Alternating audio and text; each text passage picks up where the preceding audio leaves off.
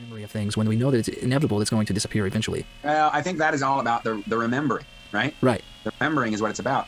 I've seen this thing. You might have even shared it. It's like ancient Sanskrit philosophy, supposedly, and it's like lessons are repeated until they're learned. Right. And you can always forget the lessons, and you can always remember. Like they're both, right? Like our lives are a constant state of remembering what we already learned and also forgetting it. You know, like so these types of memories are trying to remember. They're there.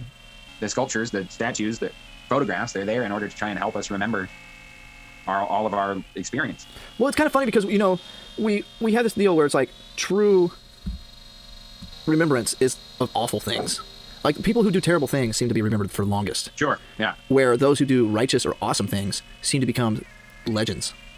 They're almost something that's like unobtainable. You know, when somebody really does something well to a point to where it's like they've created an entire league of people. I mean, there's something that's gone beyond their lifespan to where that same thought, that same idea continues forward, and it's kind of like that's kind of where I want to. You know, I don't know. It's kind of like traditions are not necessarily rooted in the idea that one person was worthy. It's those that continue on. You know, where like evil people or tyrants or those that want to try to get statues made of them are the ones that do something horrible, and then they're remembered forever because everybody's like, man, remember that time where things were awful? Yeah. You know, and that's kind of like history is a funny thing. We are programmed for that, for sure. And I think that's actually like other animals too. You know, they just try and remember what to be wary of. We're programmed that way. Like when a volcano is You going to... gotta have the saying, I have this with a friend, and this is a Kurt Vonnegut line, but you gotta say, if this isn't nice, I don't know what is.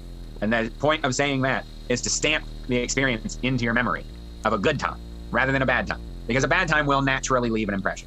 But if you don't remember specifically a good time that you're having, you'll just forget it. So that's why you have to say, if this isn't a good time, I don't know what is. And then you've done your job.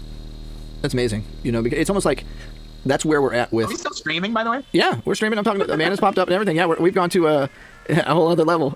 Just chatting. Yeah, just chatting.